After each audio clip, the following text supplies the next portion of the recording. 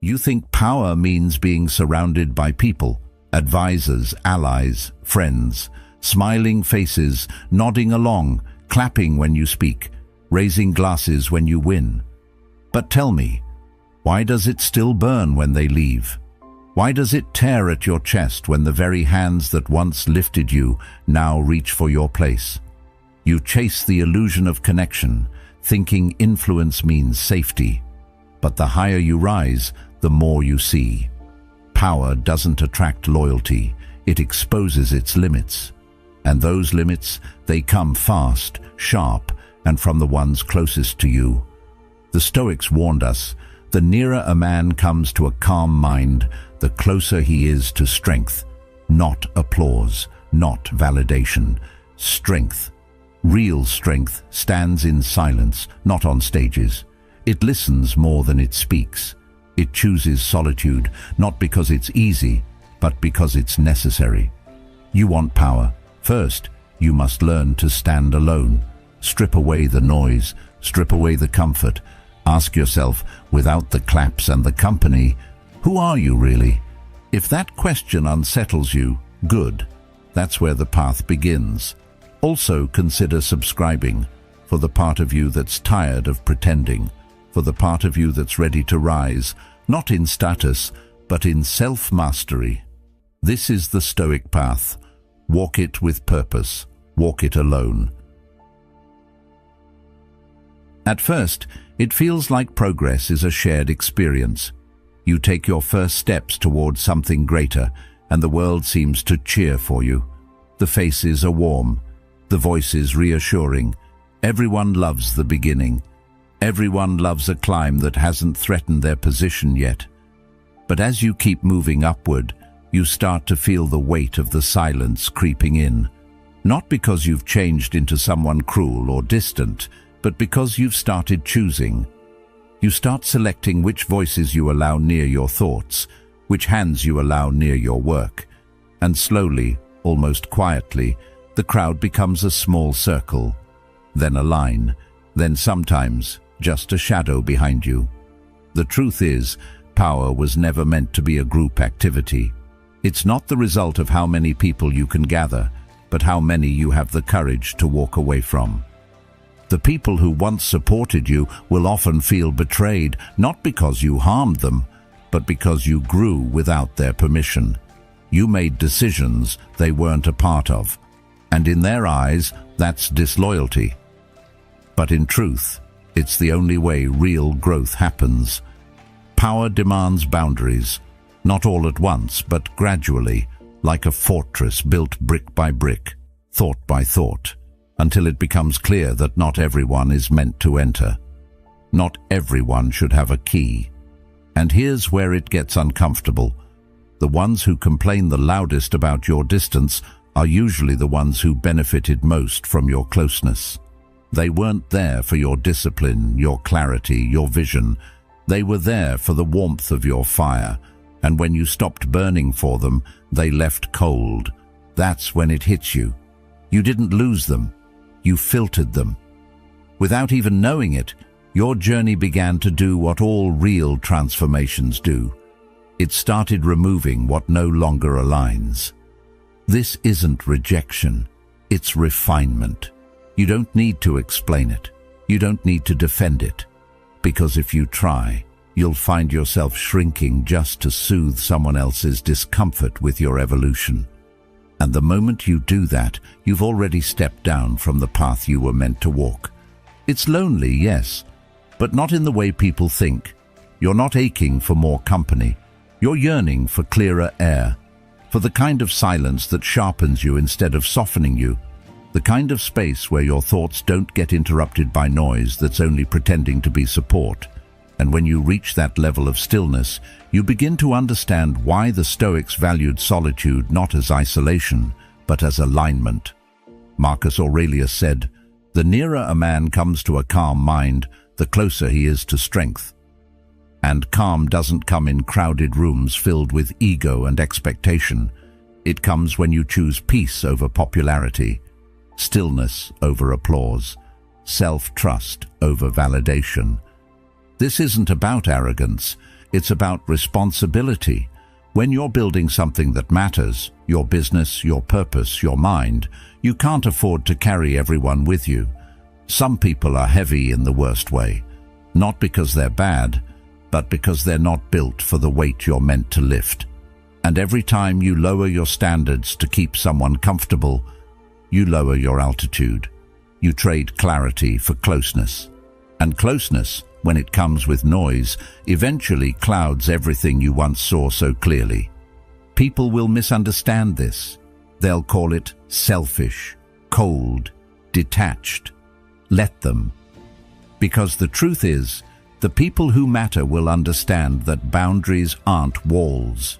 They're filters. Filters that keep your mind clear, your mission focused, and your heart safe from unnecessary chaos. And the ones who don't understand, they were never with you to begin with. They were just nearby. There's a difference. The strange thing is, as the circle tightens, your vision sharpens. You stop seeking advice from every direction. You start listening to the few who actually understand. And even then, you treat every opinion as a suggestion, not a command. You learn to carry your own compass, because once you've spent enough time listening to yourself in solitude, the noise of others starts to sound like static, not evil, not threatening, just irrelevant. Power doesn't require a spotlight. It doesn't need a crowd chanting your name. It lives in the person who can sit alone with their decisions and not flinch, who can lose approval and not panic, who can walk away from praise and not look back for confirmation. That's real power, the kind that doesn't sway with popularity or crumble under pressure. And the people who reach this place, they're rarely loud. They're not explaining themselves. They're not chasing optics. They're just doing the work, quietly, consistently, unbothered. You begin to realize the climb was never about being seen. It was about seeing clearly. And the higher you go, the less you need, the less you speak, the more you observe, the more you understand that true power isn't having influence over others. It's not needing it. It's being okay with not being understood, with being misread, with being alone, not as a punishment, but as a form of protection. And yet even here, solitude isn't emptiness. It's presence. Presence with your thoughts, your values, your direction. You see things as they are, not as others try to paint them. You don't get distracted by flattery or shaken by criticism. You listen, but you don't absorb everything. You engage, but you don't entangle. And that's the quiet discipline most people never reach, not because they can't, but because they won't let go of the comfort that comes with being surrounded. What most people call loneliness, the powerful call alignment. And in that alignment, everything unnecessary falls away. Drama, distractions, performative support. You trade noise for peace, attention for clarity. You stop being available to everyone and start being deeply present for the few things that actually matter. And when you live that way long enough, you stop missing the crowd. You stop fearing the silence. You begin to see solitude not as something to escape, but as the very space where you become unshakable. So yes, power filters, not with cruelty, with clarity. It separates what's essential from what's convenient, what strengthens you from what distracts you, what's real from what's performative. It's not about walking away from people. It's about walking toward your truth and accepting that most won't follow you there. And in the rare moments when someone does, you'll know they belong. Not because they pushed to stay close, but because they chose the same silence, the same discipline, the same path. You won't need to explain it. You'll just know. That's the paradox of power. It doesn't grow louder, it grows cleaner, simpler, sharper, and the only way to reach it is to filter out what never belonged in the first place. Connection is a beautiful thing until you begin to understand what it truly costs. We grow up believing that to be loved, to be trusted, to be accepted, we must open ourselves up, show our emotions, reveal our stories, let others in. And at first, that seems like strength. Vulnerability feels noble, honest, human. But as you step into positions of influence, something shifts. You begin to see how every shared weakness can become a weapon. Every revealed doubt becomes someone else's leverage. What once made you relatable now makes you exposed. And suddenly, being seen doesn't feel safe anymore. It feels like risk. A risk you can't afford to take if you're carrying the weight of something bigger than yourself. It doesn't mean you stop feeling. It means you stop displaying. Because in the eyes of others, especially those watching from the outside, your emotions aren't just expressions, they're signals. And signals, when read by the wrong person, invite challenges. Some will test your patience just to watch you crack. Others will comfort you while quietly recalibrating how they perceive your strength. Vulnerability becomes a performance review. And even when people say, "I want honesty," what they often mean is, "Give me your struggle, but only if it makes me feel inspired, not uncomfortable." That's not acceptance. That's conditional tolerance. And leaders can't build from that. So you begin to detach, not out of pride or ego, but out of necessity, because there are things you carry now that no one else understands. Decisions that would crush someone if they knew the full weight of them. Fears you can't name because to name them would shake the confidence of everyone watching. The further you move into your purpose, the more your silence becomes your shield. Not because you're trying to hide, but because explaining yourself is now a liability. And power, real power, thrives in controlled expression, not emotional transparency. This isn't to say emotion has no place, quite the opposite. Emotion, when mastered, becomes vision. It becomes conviction. But when unleashed without restraint, it creates chaos. Imagine a storm with no structure, just noise, wind, destruction. That's what uncontained emotion looks like in power. It doesn't comfort, it confuses. And confusion is the first crack in your foundation. Becoming who you truly are often requires walking through silence, alone. It requires letting go of the need to be constantly understood, even by those closest to you. Because when you are tasked with carrying vision, clarity must come before closeness, and sometimes the very people you long to connect with are not capable of holding the full depth of your truth without misinterpreting it. You begin to see relationships differently, not with suspicion, but with precision. You stop spilling everything to feel less alone.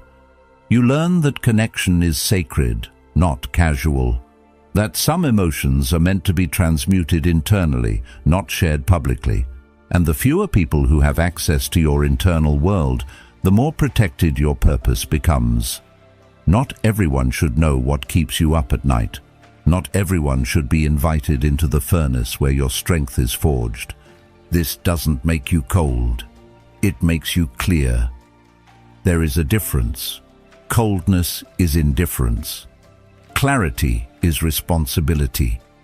And when you operate from clarity, you begin to notice how often people equate closeness with entitlement. They want access, but not accountability. They want presence, but not pressure. And the moment you withhold something, your time, your thoughts, your feelings, they claim you've changed, that you've become distant. But in truth, you've just become aware. That awareness reshapes how you communicate. You speak less, but with more weight. You listen more, but absorb less. You offer guidance, but rarely seek validation, because validation, when it becomes a need, becomes your leash. And the powerful cannot afford to be leashed, not by praise, not by criticism, and especially not by emotional dependency. You will still feel deeply. You'll still wrestle with doubt. You'll still crave intimacy. But you'll start choosing solitude over superficial closeness. Not because you want to suffer alone, but because you understand that most people aren't asking to help carry your burden, they're asking to be entertained by it. That sounds harsh, but it's true. When you lead, people become curious. They want to peek behind the curtain. They want to know the story, the struggle, the raw truth. But very few are prepared to sit with that truth without distorting it to fit their own narrative. And so, you stop offering it freely. You start protecting your peace like it's oxygen. Because it is. Without peace, your decisions become reactive. Your leadership becomes emotional. Your focus dissolves. And in that blur, you become predictable. Predictability, when you are in a position of influence, is dangerous. It gives people a map to your mind, and those maps don't always end up in safe hands. You learn to be present without being porous, to show up without showing all, to speak with warmth, but not with weakness. This is not performance, it's preservation. Preservation of purpose, preservation of clarity, preservation of the self you've worked so hard to understand and build. You begin to see that connection doesn't have to mean exposure. It can be built through presence, consistency, depth, not constant emotional display. You don't close yourself off entirely. You become selective, intentional. You choose to connect through purpose, not just through pain. You connect through shared values, not shared wounds. And in doing so, the connections you do build become stronger, not louder, stronger, because they're not built on dependency, they're built on respect. Seneca wrote, "It is not the man who has too little, but the man who craves more, that is poor." And this applies not just to possessions, but to relationships. Craving constant closeness, constant reassurance, constant understanding, that's emotional poverty. Real strength is in the one who can sit in the unknown, in the misunderstood, and still remain steady. That steadiness doesn't mean you're unaffected. It means you're in control of how you express what you feel. The more influence you hold, the more important that control becomes, because people don't just watch what you say, they study how you carry yourself. Every word is measured, every reaction is interpreted, and in that spotlight, emotion isn't just a feeling, it's a signal. One you must learn to send with care, or not at all. So yes, connection requires vulnerability, but power demands a form of detachment.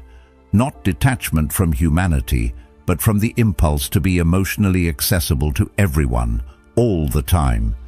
It's learning when to speak and when to hold back, when to share and when to remain silent, when to connect and when to protect. And as you walk this path, it gets quieter. The circle gets smaller, the conversations get deeper, and the responsibility gets heavier. But within that stillness, something profound happens. You stop reaching outward for safety, you start building it inward. And the more you do that, the less you need from the world around you. That's the paradox no one tells you. The more you detach from needing connection, the more intentional your connections become. The less you rely on being seen, the more you see clearly. And the less you give your emotions away freely, the more power they carry when you choose to speak. That's not coldness, that's maturity, that's clarity. That's the kind of power that doesn't shout. It simply stands, still, focused, untouchable. There's this image we carry when we hear the word fortress, stone walls, gates that never open, high towers and a moat between us and the world. But that's just architecture. The real fortress isn't made of stone or steel. It's made of intention, of boundaries no one sees but everyone feels. It's not a place you retreat to. It's something you carry with you, a state of mind that can't be breached by gossip, by judgment, or by the shifting winds of someone else's opinion. The strongest fortress is one that doesn't isolate you from life. It roots you so deeply in your own self that nothing outside of you holds the power to knock you off balance. And here's the truth most people miss. It's not about shutting people out. It's about not letting anything in that doesn't align with your values, your peace, your focus. The fortress isn't there to keep the world away. It's there to keep you whole. In a world that pulls you in 100 different directions, where expectations, comparisons, and distractions shout for your attention, building this inner fortress is not a luxury, it's survival. If you don't stand guard over your mind, someone else will take control of it. And they won't do it with force. They'll do it with flattery, with guilt, with manipulation dressed as concern. That's how breaches happen, not with an attack, but with an invitation. And once the wrong person steps into your inner world, it doesn't take long before confusion follows. You start questioning your instincts. You hesitate when you used to move with clarity. You seek permission where you once stood firm. That's the danger of a weak foundation. It doesn't break all at once. It crumbles slowly, quietly, until one day you look around and realize you're no longer living from your values, but reacting to someone else's noise. The fortress mindset changes that. You stop explaining yourself to people who are committed to misunderstanding you. You stop defending your peace to those who benefit from your chaos. And most importantly, you stop letting your mood be dictated by external validation or criticism. You become sovereign, grounded, still. That's the paradox of strength. It looks like silence from the outside, but on the inside, it's a roaring fire that says, I know who I am, and I don't need you to agree with it. This isn't coldness, it's clarity. And clarity, once cultivated, becomes a shield. A soft, immovable boundary that doesn't need to push or pull, it simply is. Some will call it distance. Others might say you've changed. Let them, because the moment your stability becomes uncomfortable for others, you've just revealed who was invested in your confusion. Carl Jung once said, "The foundation of all mental illness is the unwillingness to experience legitimate suffering." That's what happens when you build no fortress. You suffer every time someone disapproves, every time you feel misunderstood, every time someone doesn't see your worth. But when you build this fortress, you accept a new kind of suffering, the kind that comes from restraint, from choosing to stay quiet when you could lash out, from letting people misinterpret you rather than wasting your energy trying to be understood. And over time, that suffering transforms into strength. You learn to observe instead of react, to sit in discomfort without rushing to fix it, to recognize that most situations don't need your energy, they need your stillness. That's the power of a fortified mind. It doesn't resist the world, it outlasts it. Like a mountain that doesn't tremble at every storm. It doesn't mean you're unfeeling. It means your emotions aren't running the show. It means you've built something steadier beneath the surface, something that no rumor, no betrayal, no fleeting praise can touch. This inner stillness becomes the way you navigate everything. Conflict doesn't feel like chaos. It becomes information. Criticism doesn't sting. It becomes insight or noise, and you learn to tell the difference. Praise doesn't intoxicate. It simply passes through. And betrayal? Betrayal no longer breaks you because you're not living in a way that relies on others to hold you together. That's what makes you untouchable, not because nothing happens to you, but because nothing outside of you decides who you are. But don't mistake this for isolation. This kind of strength invites connection, but only the kind that respects your boundaries. It allows for love, but not at the cost of self-abandonment. It opens the door, but it does not remove the threshold. People can walk with you, but not through you. And the ones who understand that, they'll stay. The rest will leave, and you'll learn not to chase. Because peace doesn't come from the presence of people. It comes from the absence of noise. And noise comes in many forms: gossip, doubt, pressure to perform, pressure to explain, pressure to shrink. That's why this mindset matters.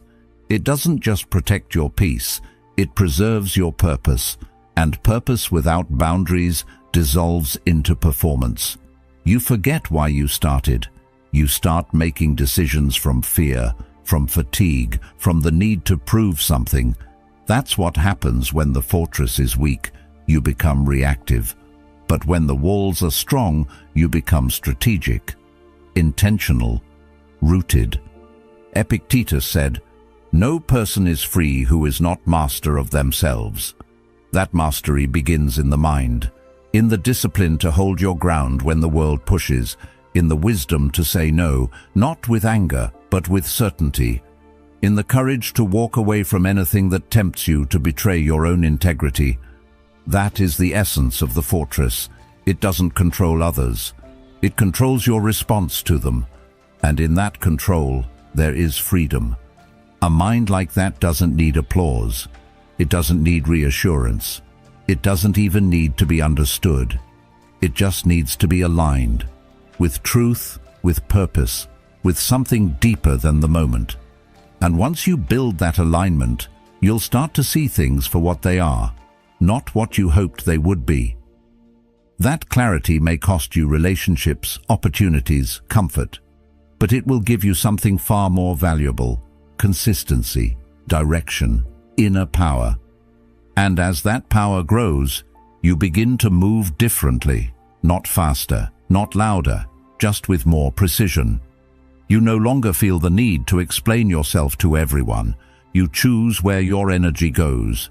You become less accessible to drama and more available to purpose.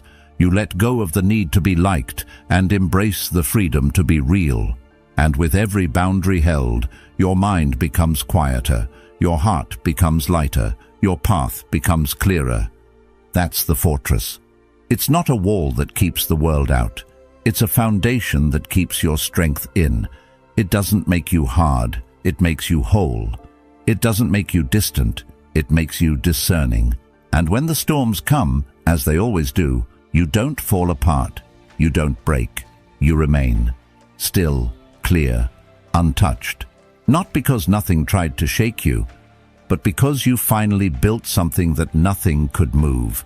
Betrayal doesn't begin with a knife. It begins with trust, with comfort, with the soft moments where your guard is down and you believe, just for a second, that someone sees you and would never harm you. That illusion is the real danger, because betrayal doesn't come from strangers. It doesn't shout from a distance.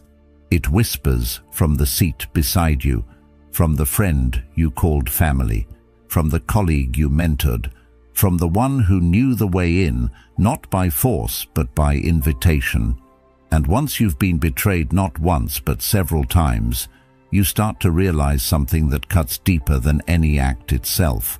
Betrayal is a pattern, not a surprise. It's not always malicious. Sometimes it's born of weakness, of jealousy, of desperation. But the outcome is always the same.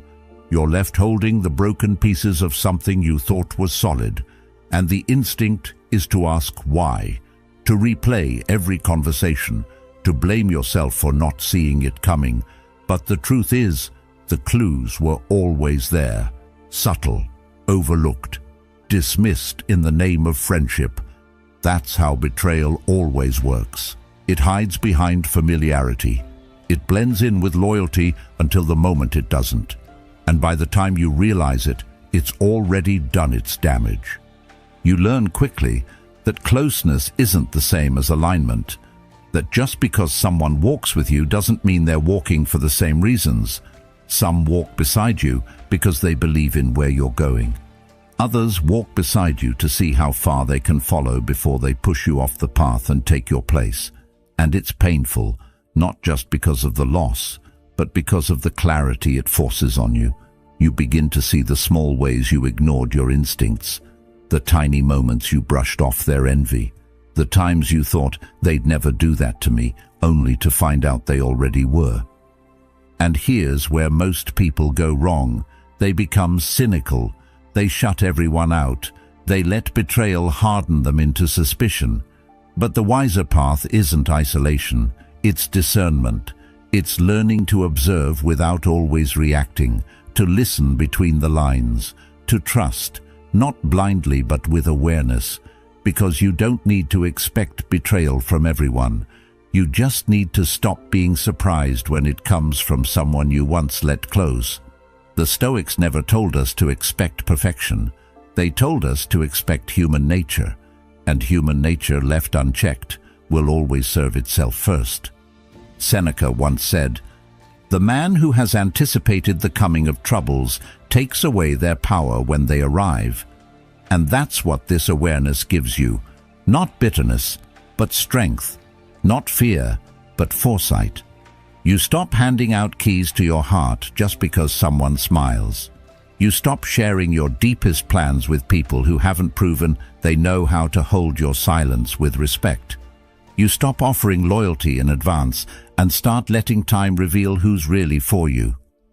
What you start to notice is that betrayal always has a rhythm.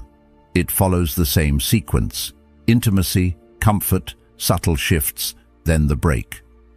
And if you pay attention, you'll catch the signs before the break happens. A certain look when you succeed, a subtle distance when you need support, a shift in language, less we, more me. It's not paranoia, it's pattern recognition. And the longer you live with clarity, the easier it is to see.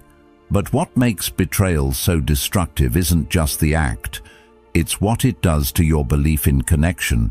It makes you question the good ones.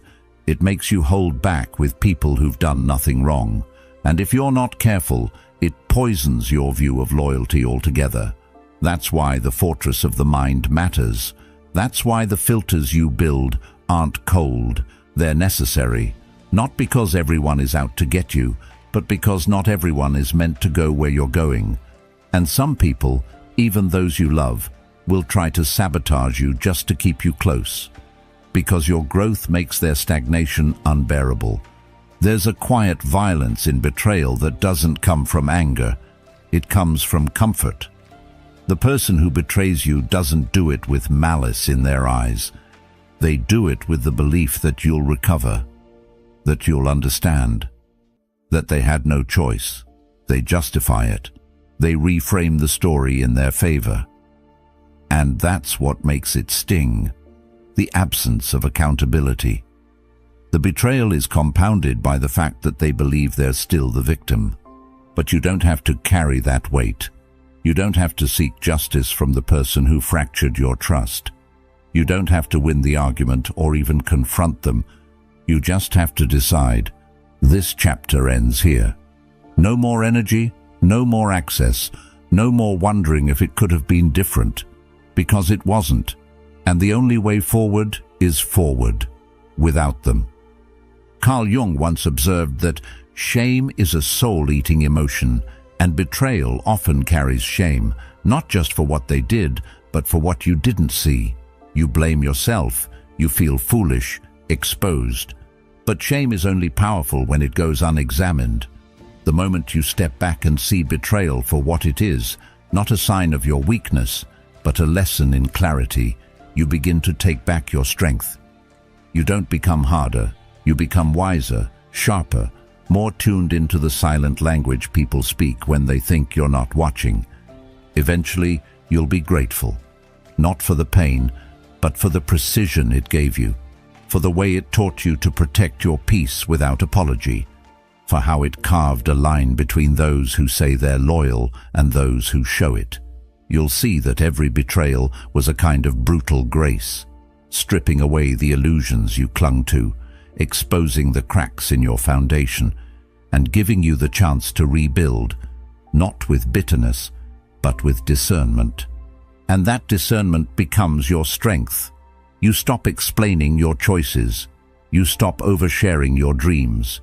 You let people earn the right to stand beside you, not through words, but through consistency, through presence, through how they act when you're not useful to them.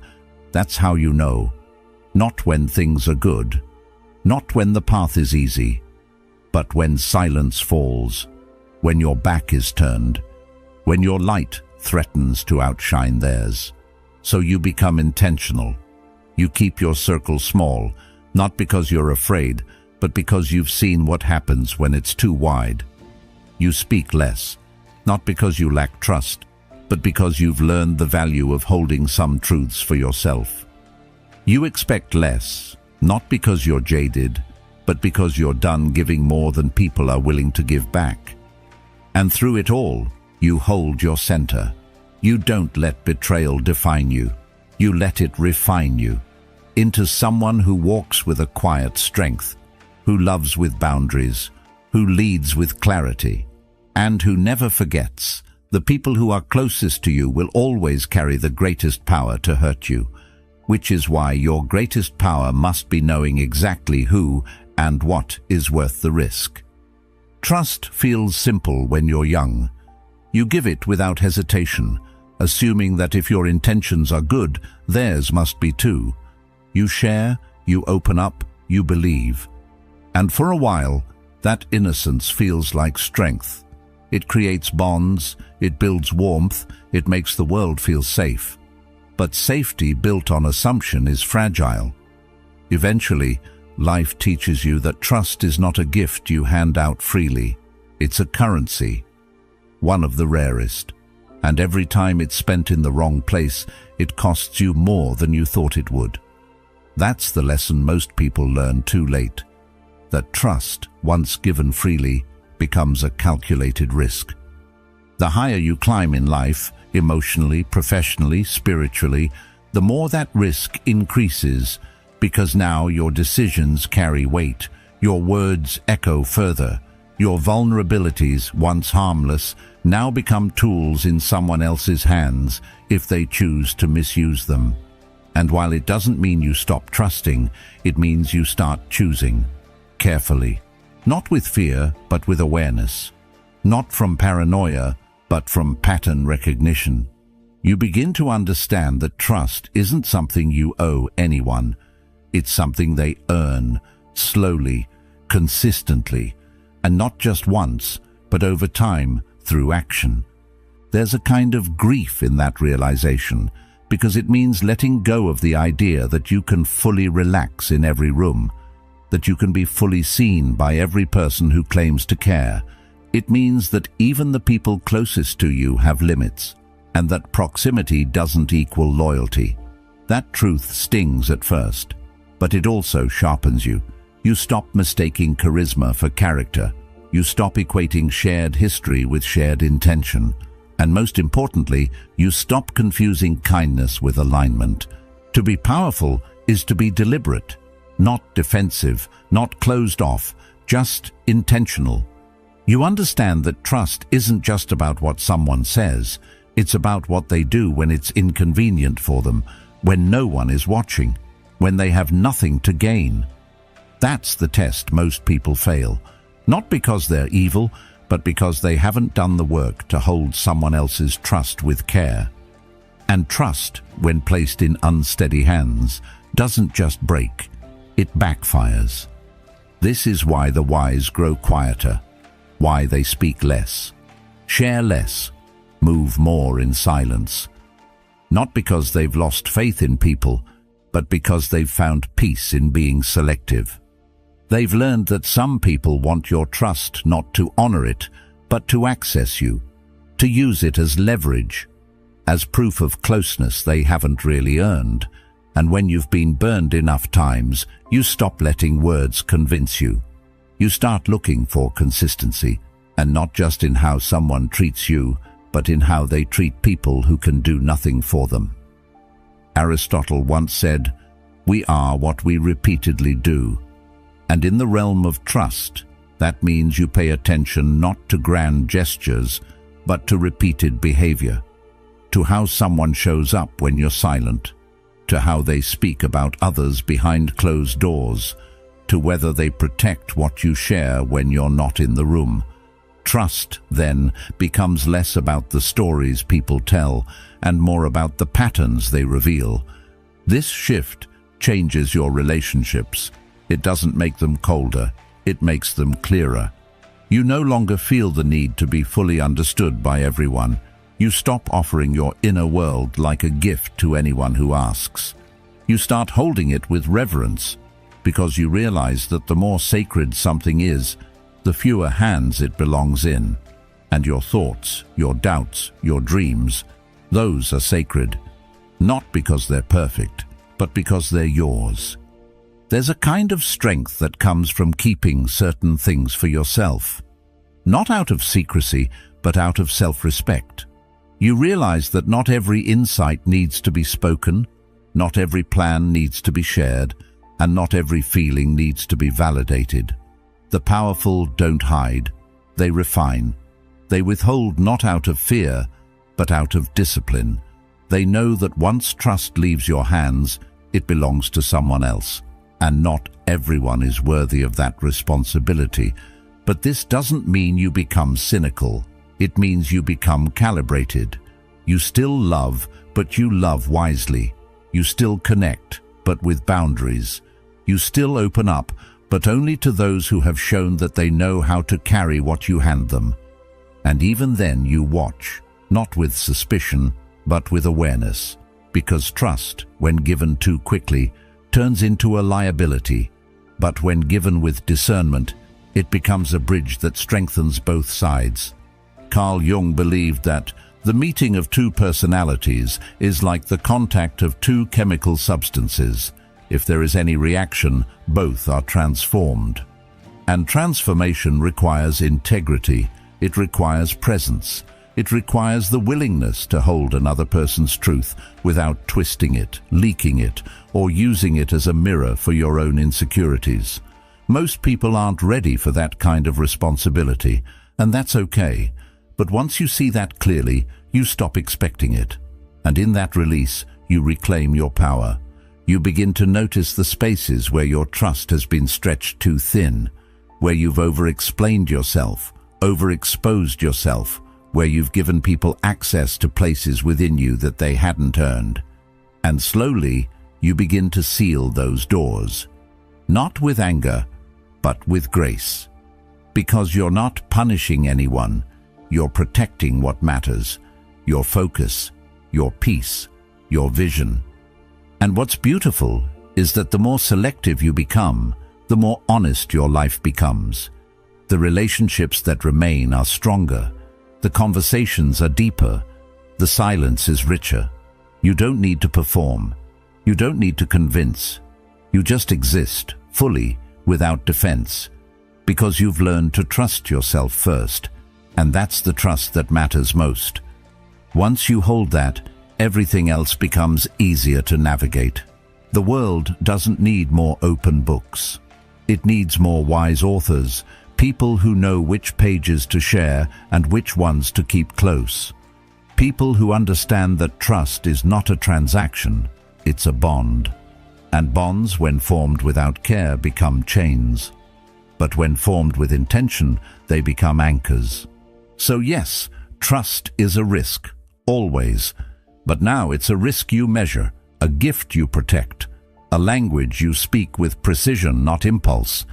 And in that precision, you find something the reckless never will: peace. Peace in knowing that what's shared is respected, what's held is safe, and what's built is solid. You don't have to be suspicious of everyone, just awake, just grounded enough to see clearly, to trust wisely, and to never again hand over your power disguised as vulnerability to someone who hasn't proven they know what to do with it. That's not caution, that's wisdom. And wisdom is the currency of the truly powerful. Clarity isn't something you stumble into, it's something you make room for. And more often than not, that room begins with distance. Not emotional detachment in the cold, indifferent sense, but distance in the way a painter steps back to see the whole canvas. You can't understand a situation while you're still wrapped in its emotion. You can't make sharp decisions when your vision is fogged by closeness, comfort, or urgency. That's why the ones who lead well, think well, and live well are often misunderstood as distant. But distance isn't rejection, it's reflection. There's a quiet kind of power in learning how to step back, to not jump at every emotion, to not react to every tone in someone's voice or every shift in someone's behavior. When you're close to everything, too close, you become reactive. You start seeing threats where there are none. You start projecting fears instead of identifying facts. And that's how chaos enters. Not because the world got louder, but because your inner world stopped filtering the noise. The Stoics knew this. They didn't talk about control as domination. They spoke of it as inner command. Seneca wrote, "He who is brave is free." But bravery isn't charging in. Bravery is knowing when to hold back. Holding back is harder than acting. It requires more strength to pause than to speak, more clarity to observe than to intervene. But this is the foundation of real power, not performance, but precision. When you operate from clarity, you don't need to control others. You control the one thing that truly matters, yourself. And when you can do that, your environment stops becoming a battlefield and becomes a space for strategic movement. You start to respond instead of react. You move with timing instead of impulse. You see patterns instead of just people.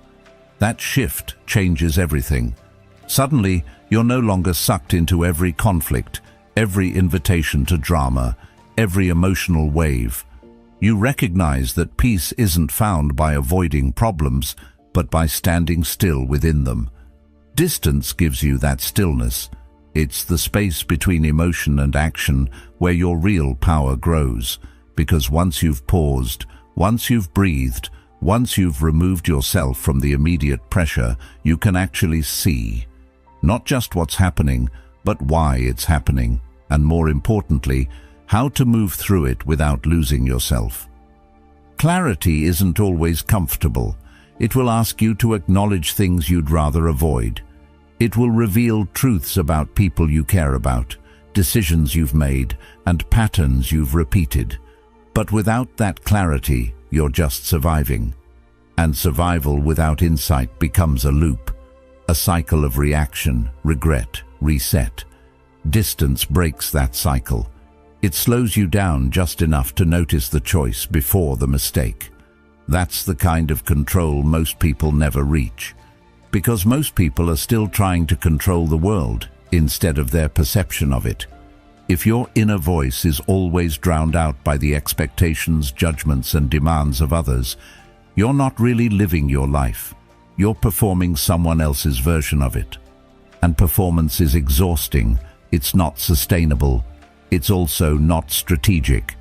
Clarity allows you to choose where your energy goes. You no longer feel the need to attend every argument you're invited to. You don't jump to fix every problem, explain every decision, or justify every change. You begin to understand that most noise is not an emergency. It's just distraction. And when you live in distraction long enough, confusion becomes your default. You start doubting what you already know. You start second-guessing your intuition. You start asking questions you've already answered just because someone else doesn't like your answer. Distance is how you take that power back. Not by withdrawing from the world entirely, but by withdrawing your urgency to be understood by it. You're not here to be available to everyone's emotions. You're not here to carry the weight of every room you walk into. You're here to move with clarity, to see what's yours to carry and what isn't, to discern when to speak and when silence is the wiser choice. As you step into this way of living, something subtle shifts in how you experience conflict. You stop seeing it as something to fix and start seeing it as information. Not everything needs resolution. Some things just need space. Some people just need time. And some problems aren't yours to solve. That kind of clarity protects your energy. It protects your time. It keeps you aligned with your direction, not distracted by detours that don't lead anywhere worth going. This is the difference between movement and momentum. Anyone can be busy. Anyone can make noise. But those who move with purpose, who act with intention, who build with vision, they do so from a place of inner stillness, and stillness can only be accessed when you step away from the pull of emotional chaos. When you give yourself enough distance to remember what matters and what's just noise. The more you practice this, the more natural it becomes. You'll find yourself responding slower, but with more weight. You'll feel the urge to speak and choose silence instead. You'll notice patterns in others you used to miss. You'll see opportunities before they arrive and threats before they're fully formed, because distance gives you foresight. And foresight isn't magic. It's just the reward of patience. You won't always get it right. Sometimes you'll still act on emotion, still get pulled into the storm, still say something you regret or move too fast. But even then, the distance you've trained yourself to hold will shorten the damage. You'll recover faster. You'll return to center with less friction, because the mind that's practiced in clarity doesn't stay lost for long. And as this clarity deepens, you'll notice another change. You stop explaining yourself. You stop needing to. You understand that clarity doesn't need validation. It doesn't beg to be understood. It simply stands, unshaken. And in that stillness, you become a mirror. The people around you will feel it. Some will be drawn to it. Others will be unnerved by it. But either way, they will respect it, because the world respects what it cannot shake. That's the power of distance. It's not isolation, it's alignment. It's not detachment, it's discernment. It's the space where you remember who you are without the world constantly trying to tell you who you should be. It's where you refine your focus, strengthen your boundaries, and reclaim your voice. In that space, control becomes simple, not because you dominate everything around you, but because you've mastered the only thing you ever needed to, yourself. And from that mastery, clarity flows, quietly, relentlessly, without force, without noise, just presence, just power, just peace. Most people see leadership as a performance, a role you step into once others decide you're ready, a set of traits, charisma, confidence, command, that suddenly appear the moment the spotlight hits. But real leadership doesn't begin when the world starts listening. It begins long before that, in the silence, in the moments when no one's watching, when there's no applause, no confirmation, no one telling you you're on the right path. That's when the mask of leadership is forged, not as a deception, but as a layer of resilience. Not something to hide behind, but something that holds you together when everything around you is uncertain. You don't just wake up one day and lead. You build yourself into someone who can hold that weight. And that building happens privately, in doubt, in frustration, in decisions you have to make without consensus or validation. The first person you have to convince is yourself. Not with words, but with action, with consistency, with your ability to keep going when everything inside you wants to give up.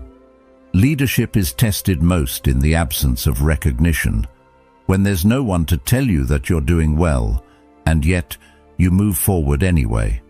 What many don't realize is that strength in leadership is rarely loud. It doesn't need to announce itself. It doesn't need to dominate a room. Often it just stands still, not because it doesn't feel the pressure, but because it's learned not to be ruled by it. The people who lead with quiet strength have already fought their biggest battles, not in public, but in private. They've wrestled with doubt in empty rooms. They've sat with failure when no one else knew they were breaking. And through that process, they built something unshakable inside. Something that doesn't flinch when the world turns cold. You begin to understand that leadership is less about being followed and more about being rooted. About knowing who you are when everything familiar is gone. When those who once supported you change direction. When the outcome is unclear and the pressure mounts. That's when the inner voice has to be louder than the noise. Not louder in volume, but louder in conviction. The kind of conviction that isn't dependent on results or praise. The kind that lives in the actions you take when doubt is screaming in your ear. Carl Jung once said, "The world will ask you who you are, and if you don't know, it will tell you." That is the essence of private leadership, knowing yourself before the world tries to define you, building your foundation so strong that you don't need to raise your voice to be heard. You don't need to prove your worth, you just embody it. And that embodiment comes through 1,000 quiet choices. The choice to get up when it's easier to stay down. The choice to act with integrity when compromise would be more convenient. The choice to remain steady when everything inside you feels unstable. When you lead from that place, you stop needing to be the loudest in the room. You stop needing to explain your every move. You realize that power isn't in the display, it's in the discipline. And discipline doesn't grow in public. It grows in silence, in solitude, in the boring, relentless repetition of doing the right thing without anyone noticing. Most people won't see it. They'll only see the outcome, the title, the speech, the presence. But those are just the surface. The real weight is carried in private, long before the world decides to listen. It's in those private moments that the mask becomes necessary, not as a lie, but as a structure, a way of keeping yourself focused when the emotions rise, a tool to keep your doubt from leaking into your decisions. It's not about hiding who you are. It's about protecting what you've built from being shaken by every breeze. Because the truth is, even when you're strong, you're not immune to fear. You're not exempt from insecurity. You just don't let it dictate your next move. That's what the mask helps you do. Hold your ground long enough for clarity to return. And with time, that mask becomes less about hiding and more about honoring your responsibility. You're not just leading for yourself anymore. People look to you in crisis. They borrow your calm when they have none. They watch how you move, how you speak, how you carry pressure. And what they need most isn't perfection. They need steadiness, a sense that even if everything else is crumbling, you won't. Not because you have all the answers, but because you know how to move through chaos without becoming it. This is why the strongest leaders are often misunderstood. Their silence is mistaken for aloofness. Their restraint is seen as indifference. But those who've worn the mask long enough understand that real power isn't about reaction, it's about regulation. They don't rise and fall with every win or loss. They move with rhythm, not reactivity. And that rhythm was practiced long before anyone saw it. Even now, if you're building something, if you're trying to lead your own life with purpose, the hardest part will always be believing in yourself when there's no echo to reinforce your direction. When you're doubted. When your efforts are unseen. That's where you shape the version of you the world will later admire. Not on stage, not in spotlight, but in the dark, in the discipline, in the unwavering choice to keep going when no one claps. Marcus Aurelius reminded himself often that praise and criticism are both meaningless noise, that what matters most is living in accordance with your values, regardless of what others say. That principle anchors real leadership. Not popularity, not visibility, but alignment. The kind of alignment that lets you move through fire and remain composed, that allows you to lose people without losing yourself, that gives you the strength to carry others without collapsing. Eventually, the world may catch up. They may begin to see the strength you've been cultivating all along. They may recognize your resilience, your wisdom, your grace under pressure.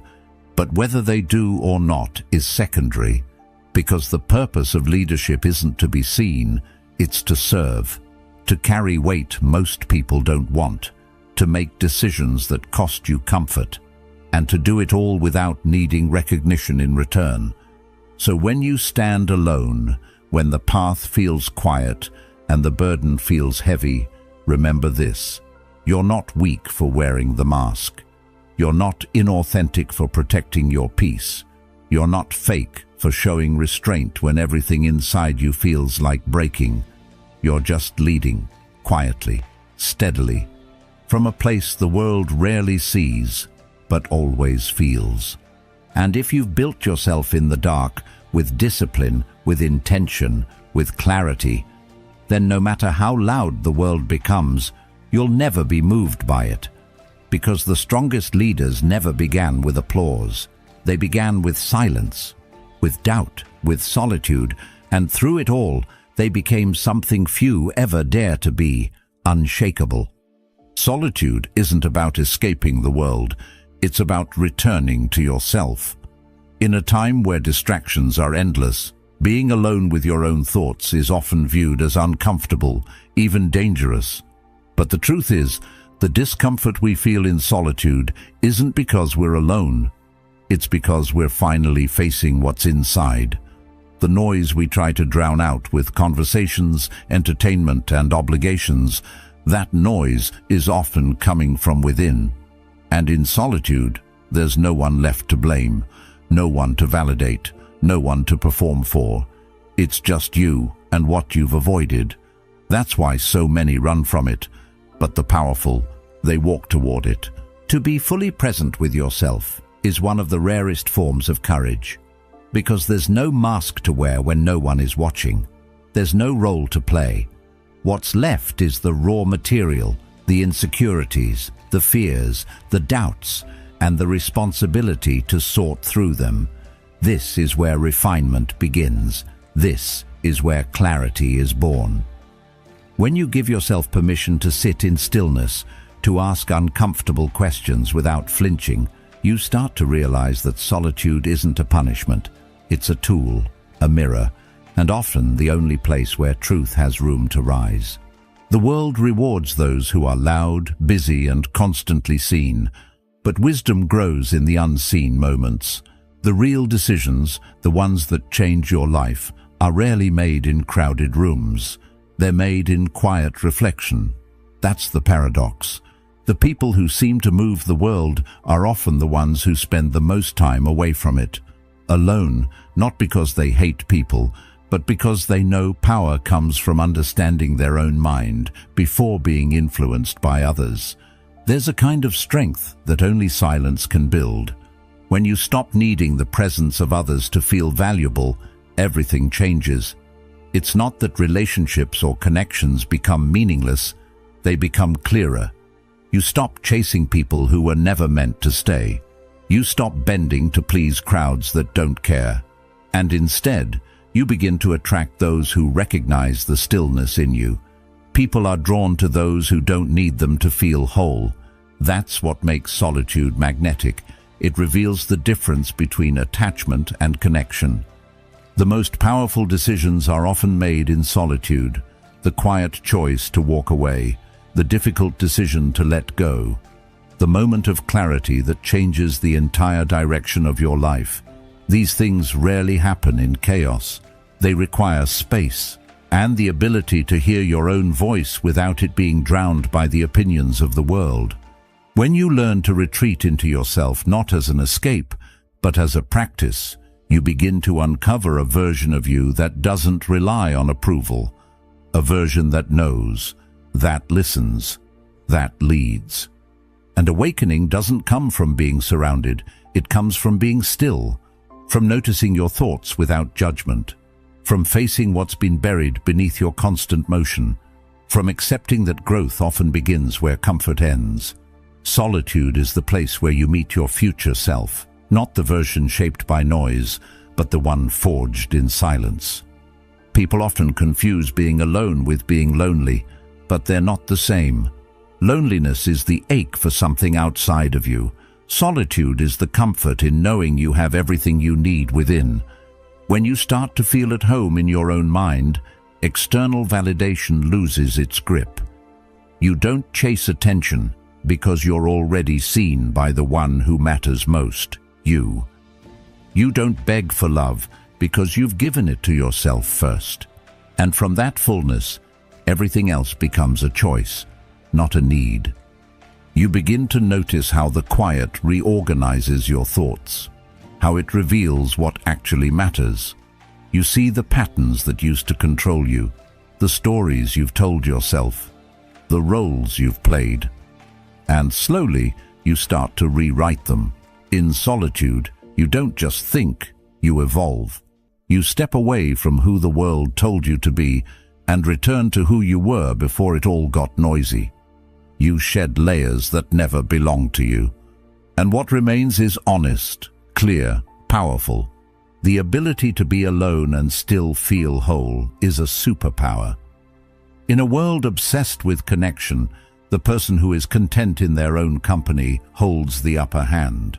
They aren't moved by gossip. They don't shrink under pressure. They respond rather than react. They carry a calmness that can't be faked, because it was built in the dark, sharpened in the silence, and proven in the moments when no one was watching. You'll find that solitude doesn't make you harder. It makes you wiser. You become more intentional with your words, more aware of your energy, more protective of your peace. You stop offering explanations to people who were never listening.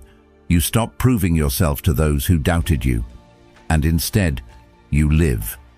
Quietly, deliberately, authentically, because once you've tasted the clarity of solitude, the noise of the world becomes optional. Marcus Aurelius said it best. Nowhere can man find a quieter or more untroubled retreat than in his own soul. That retreat is always there, waiting, not for the perfect moment, not for permission, but for you to choose it, to step away from the endless noise and return to the source, yourself. Because no matter where life takes you, your most powerful ally will always be the part of you that can sit in silence and still stand tall. So the next time the world feels overwhelming, don't run toward more noise. Don't fill your time with what's easy. Step back, be still, listen, not to the world, but to the quiet voice inside you that knows who you are. That voice may be soft, but it's never wrong. It's the compass in the chaos, the foundation under pressure, the strength that no one sees but everyone eventually feels. You don't need a crowd to be complete. You need clarity, and clarity often comes wrapped in silence, in solitude, in the moments that look like nothing on the outside, but shift everything within. That's where the powerful are made, not on stages, not in rooms filled with praise, but in the quiet, where they remember who they are without the world telling them who they should be.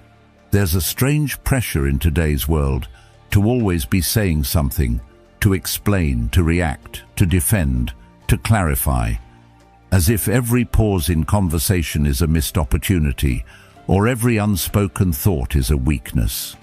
But silence isn't weakness. It isn't the absence of thought. In fact, it's often the presence of deeper thought. The more powerful someone becomes, the more they learn this truth. Not everything requires a response. Not every rumor deserves your breath. And not every opinion needs your correction. Silence, in its truest form, is not avoidance, it's strategy. People fear what they can't read, and nothing is harder to read than someone who doesn't react. Someone who doesn't rush to prove their side, doesn't scramble to fix perceptions, doesn't panic when misunderstood. In silence, there is control. Control over your energy, control over your image, control over the battlefield itself. Because when you're silent, the other side starts guessing, and in their guessing, they reveal more about themselves than you ever could by speaking. That's the brilliance of stillness. It's not passive, it's surgical. But silence takes discipline. It's tempting to explain yourself, to want to be seen and understood, to correct every wrong impression, but power doesn't need to be understood. It needs to be unshaken. The moment you start chasing clarity from others, you give them control over your state. Silence breaks that cycle. It places the burden of interpretation on them while you stay centered in your own calm. And that calm, that's your fortress. because the louder the world becomes, the more rare and valuable your silence becomes. We live in a time where everyone has a microphone, everyone has a platform, but few have the strength to say nothing when it matters most, to let actions speak, to let presence carry weight. It's easy to shout, it's easy to react, it's easy to flood the space with noise, but the one who remains quiet when others are loud, who observes while others scramble to be seen, that's the one people start watching more closely. Not because they're hidden, but because they're unreadable. Carl Jung once said, "The most terrifying thing is to accept oneself completely." And that's what silence often demands. Acceptance, the kind that says, "I don't need your version of me to be whole." You begin to understand that silence is not the void, it's the container, the space where you decide what enters and what doesn't, what matters and what doesn't, who you engage and who you leave unanswered. That's not arrogance, it's focus. Silence also gives you time. Time to think clearly, to separate emotion from principle, to decide if speaking would actually serve you or just satisfy your ego. And in that space, you gain leverage. You see the long game while others are stuck in short-term reaction. You play chess while they play checkers. That's not manipulation, it's maturity. The maturity to understand that not every fire needs to be fought. Some burn out on their own. And the ones that don't, you handle them with clarity, not panic. It's in the silence that your reputation is shaped. Not by you, but by how others speak about you when you don't defend yourself. And that reflection, that mirror of the room, tells you more about them than about you. Because if someone changes their opinion of you simply because you didn't speak, they were never holding your truth. They were holding their need for control. And when you stop giving that to them, they feel discomfort. But that discomfort isn't your responsibility. When you lead with silence, people begin to respect the way you move. Not because you intimidate them, but because you create space for mystery. And mystery, when anchored in integrity, becomes presence. People lean in, they pay closer attention, and eventually they learn to listen more and speak less, just by being around you. That's leadership. Quiet, composed, intentional. This doesn't mean you never speak. It means you choose when, and more importantly, why. Speaking from clarity is different than speaking from pressure. One is rooted in truth. The other is driven by fear. And you can feel the difference. So can everyone else. There's a weight in words that are used sparingly. They land differently. They echo, because silence prepared the space for them to be heard. Marcus Aurelius believed that we should waste no time arguing what a good man should be. We should just be one. And that's the deeper principle behind strategic silence. It's not about withholding truth.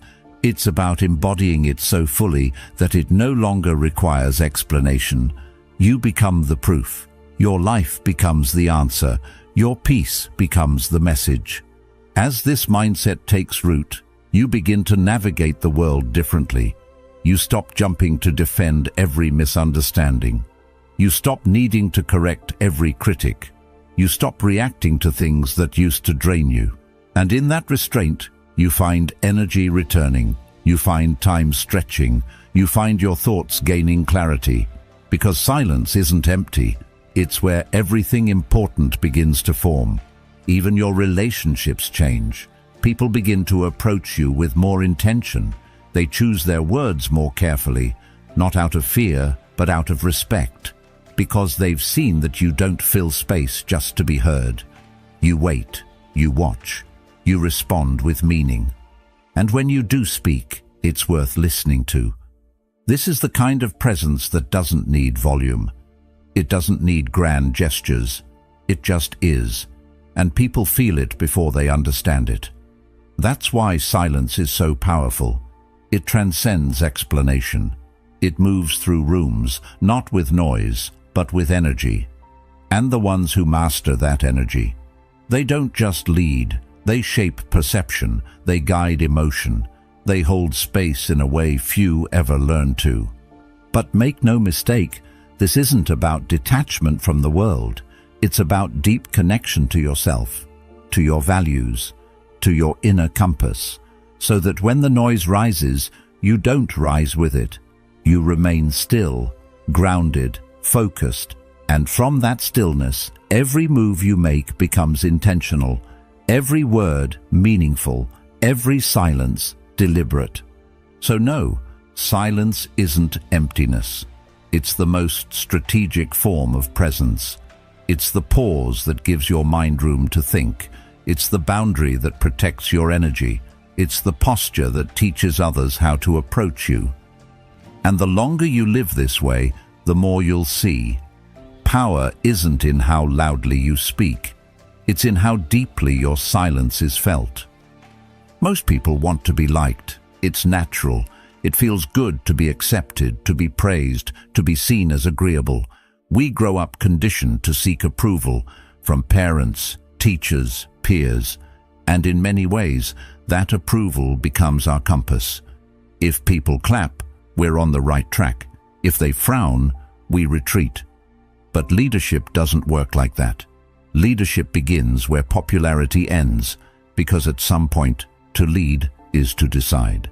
And decisions, real ones, the ones that carry weight, don't come with universal applause. They come with risk, with backlash, with silence. It's easy to be liked when you're saying what people want to hear, when you're reflecting their expectations back to them, when you're smiling, nodding, agreeing. That's performance, not leadership. But step outside of that comfort. Say what's needed instead of what's wanted. Draw a boundary, hold a standard, make a hard call that benefits the mission but upsets the moment. That's when the true test begins. Not when people love you, but when they don't, and you keep going anyway. Because leadership isn't about keeping the peace. It's about holding the vision. The unpopular truth is that many of the most important decisions you'll ever make will make people uncomfortable. Some will misunderstand you, others will resent you, and in those moments you'll feel it, the urge to backpedal, to soften your voice, to blend in again. But if you do, you lose yourself, and the role becomes hollow. Influence without integrity is manipulation, and the ones who manipulate may be liked, but they're never trusted. Carl Jung once said, "The privilege of a lifetime is to become who you truly are, and who you truly are may not fit into the mold others built for you, especially not when you're leading. The moment you step into responsibility, you're no longer living for agreement. You're living for alignment, with your values, with your clarity, with your internal compass that won't always match the mood of the room. And that misalignment, that tension between what's right and what's popular, is where true leadership takes shape. It's in that space that the pressure builds, not just from others, but from within. You'll ask yourself, am I being too harsh, too strict, too distant? And sometimes the answer will be yes. But more often the discomfort isn't a sign you're doing it wrong, it's a sign you're doing it alone. And that's the cost. That's the tax for leading with integrity instead of charm. You carry the weight, not of approval, but of clarity. And clarity often walks alone. What people won't tell you is that the crowd doesn't know what it wants until after you've succeeded. They'll question you on the way, doubt your methods, push back on your vision. And yet, when the result comes, when the dust settles, they'll rewrite the story. They'll call it obvious, predictable, inevitable, but you'll know the truth. You'll remember the nights you stood in rooms full of silence, knowing you were right and wondering if it would matter. You'll remember the moments you felt completely unseen but refused to bend. That's not pride. That's responsibility. Seneca wrote, It is the power of the mind to be unconquerable. That's the inner steel leadership requires. The strength to remain upright when others try to fold you. The discipline to choose silence when you're baited to react. The resilience to stay grounded when criticism comes dressed as concern. Because not everyone who questions you is trying to help. Some just want to see you shrink. And you will be tempted to shrink. To make your choices softer, more palatable. But each time you do, you chip away at the clarity that got you there. You dilute your vision just to ease the discomfort of those unwilling to carry their share of the burden. But leadership was never meant to be carried by consensus. It's carried by clarity, and that clarity must be protected, even if that means walking alone. That's why popularity becomes a trap. Because the more you chase it, the more you lose yourself. The more you need it, the easier you are to control. A leader dependent on applause is a puppet. One shift in public mood, one wave of criticism, and they crumble. But a leader grounded in principle can't be moved by noise. They may feel it, but they don't fold. They listen, they adjust, but they do not surrender their core. Eventually, this becomes your identity. Not because you chose isolation, but because you chose integrity. And integrity, by its nature, is lonely. Not always, not forever, but often enough that you must get used to the quiet. Used to the silence that follows a hard decision. Used to the tension that comes when you say no to what everyone else says yes to. But in that silence, something powerful happens. You stop needing their approval, and once you no longer need it, your decisions become sharper, your vision becomes cleaner, and your presence becomes undeniable. You'll still feel the sting when people turn. That's part of being human. You'll still question yourself. That's part of being wise. But what you won't do is fold. Because you'll have built something no opinion can break. A life aligned with truth, not trend. A voice anchored in principle, not performance. And when people finally see the results of what you stood for, when they come around and say they believed in you all along, you won't feel the need to correct them. Because the leader doesn't lead for applause. The leader leads so others can grow, even if that means growing without thanks. Even if that means being the villain in their story for a time, until they write a new one. So no, popularity is not the measure. It never was. Anyone can be liked. It's easy to be agreeable, but leadership means drawing lines in sand that will get washed over and redrawn again. It means making choices that won't make sense until the result appears. It means speaking truth in rooms that only reward silence. And most of all, it means being at peace with being misunderstood, knowing that your clarity is not up for negotiation.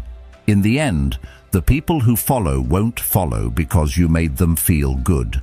They'll follow because you made them feel safe, because your strength gave them permission to find their own, because you didn't chase their approval, you led with conviction, quietly, unshaken, and that presence, that unspoken authority speaks louder than any crowd ever could.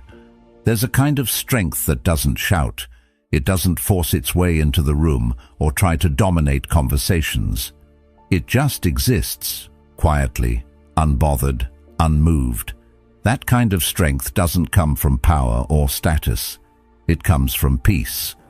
And not the surface kind of peace you find in a vacation or a compliment, but a deeper one.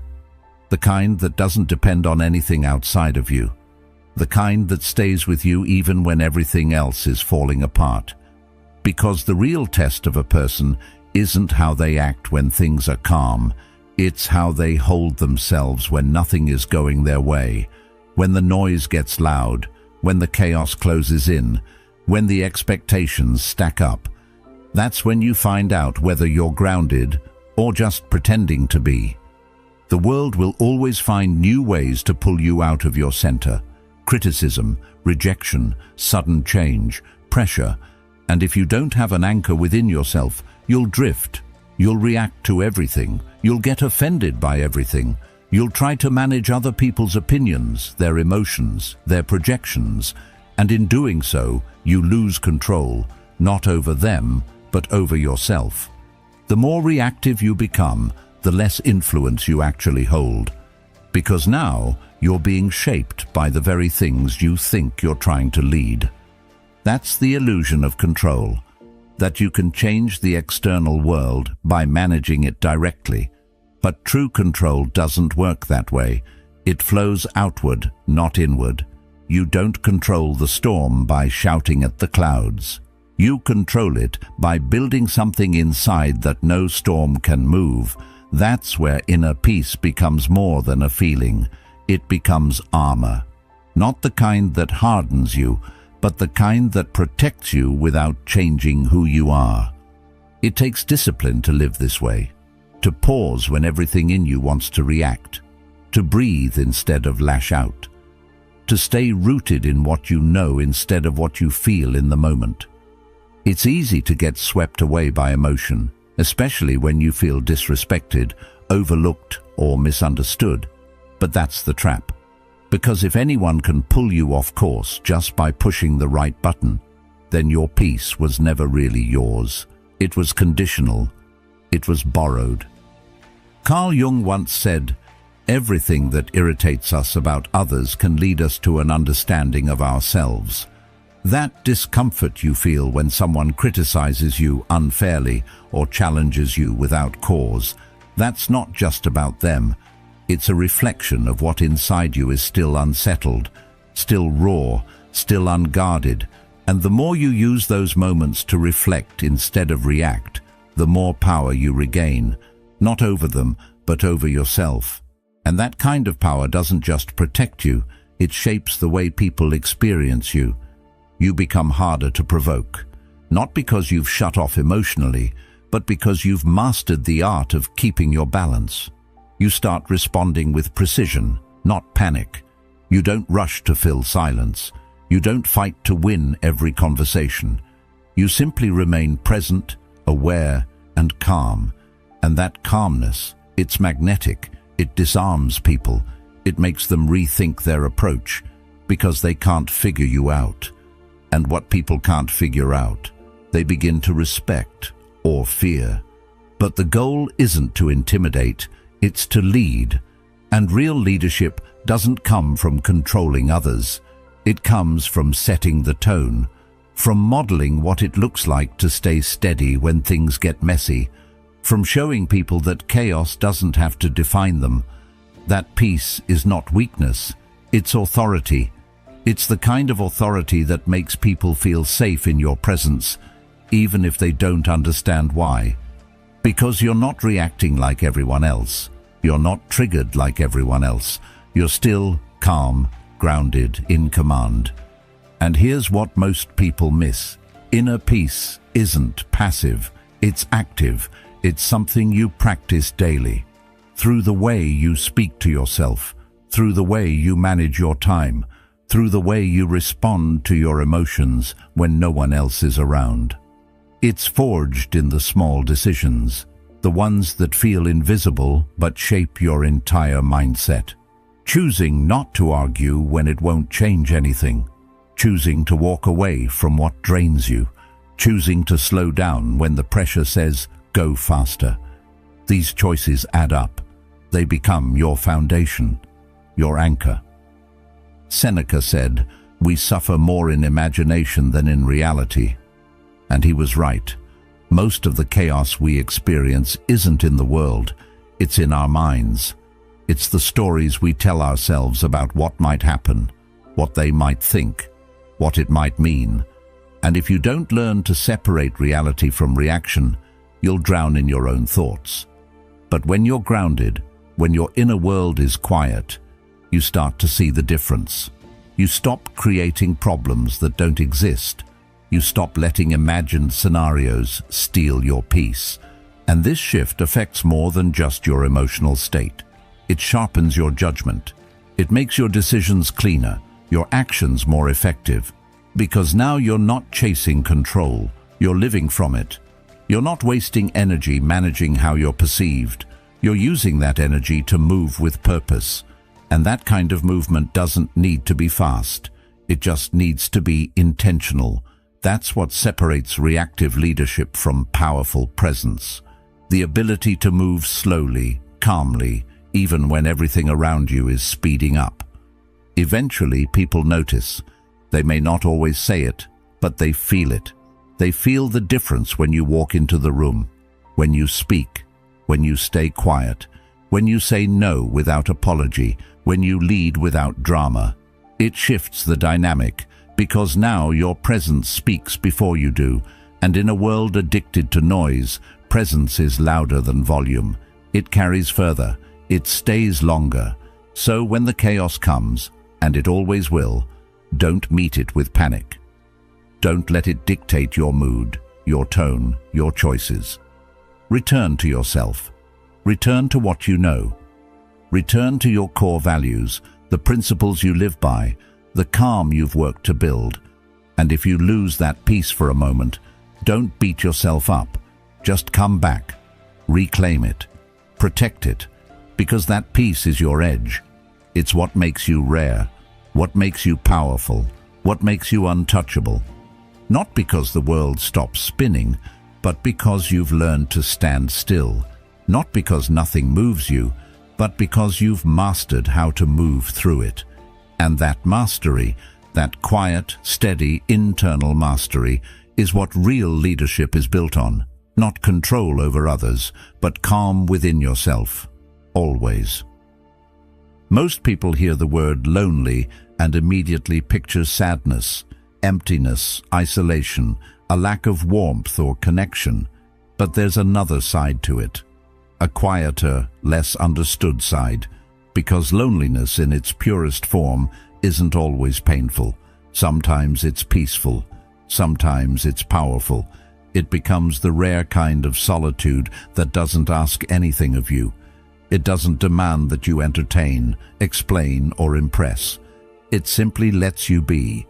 And in a world that's constantly trying to mold you, that space, where you don't have to perform, where no one's watching, isn't a punishment. It's freedom. There comes a moment when you stop fearing solitude and start needing it. Not because you hate people, not because you're bitter or angry or withdrawn, but because the noise becomes too loud, the expectations become too heavy, and you start to realize that the more people you surround yourself with, the more you're pulled away from who you really are. Opinions, assumptions, projections, they start to shape your choices, your voice, your identity.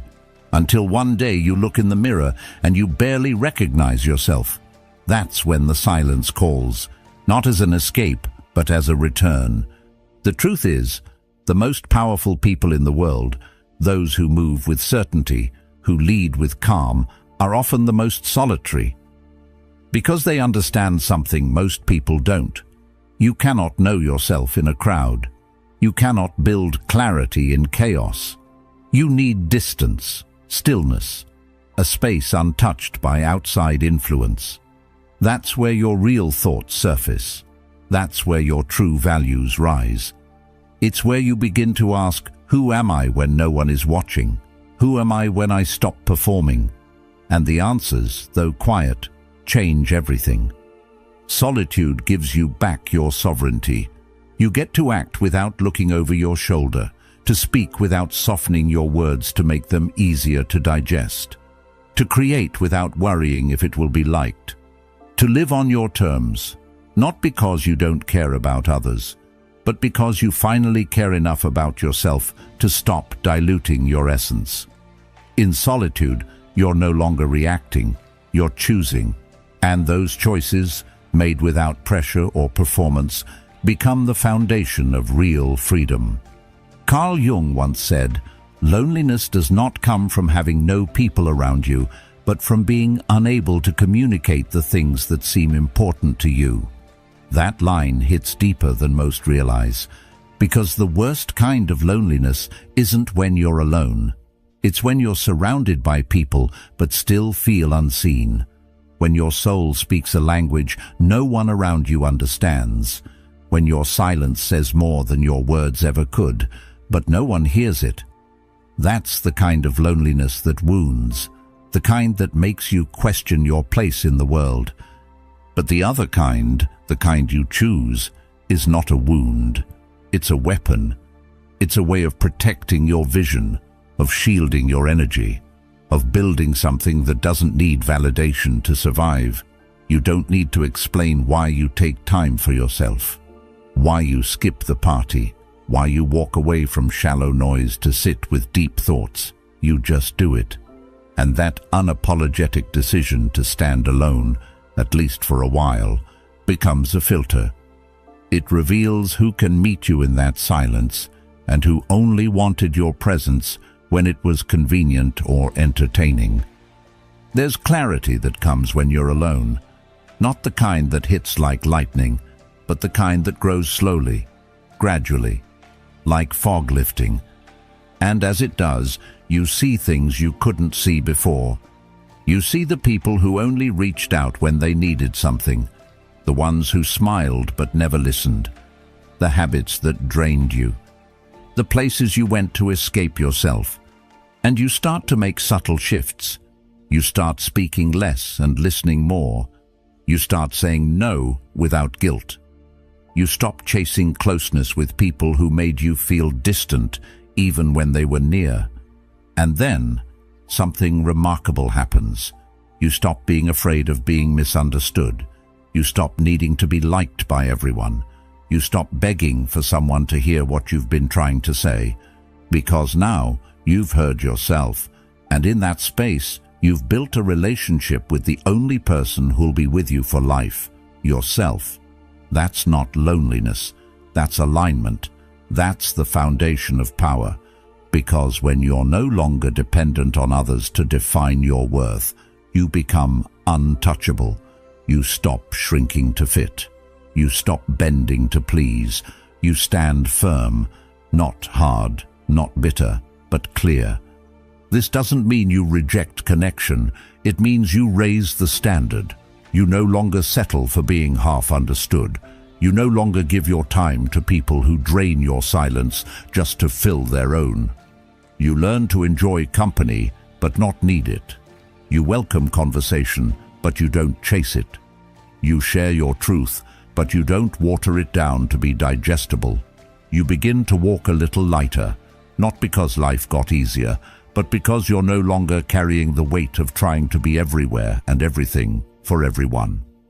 There will be moments, of course, when solitude feels sharp, when the silence is louder than usual, when you miss the warmth of another voice, the ease of shared laughter. That's part of the process. Even the strongest among us feel that ache. But strength isn't about never feeling lonely. It's about not letting that loneliness drive you back into places that made you forget yourself. It's about learning to sit with that ache and trust that it's not a sign of failure. It's a reminder of how deeply you feel, how much you value connection, and how sacred your energy is. Eventually, that space you once feared becomes your sanctuary. A place where you write, reflect, heal. A place where no one interrupts your thoughts, where your vision can stretch without limits. You begin to crave that stillness, not because the world has nothing to offer, but because you've realized that everything you were chasing out there was always rooted in something you hadn't yet found in here. And now that you have, you protect it like your life depends on it, because in many ways it does. So let them call you distant. Let them wonder why you disappeared. Let them misunderstand your silence. What they don't see is what it's building.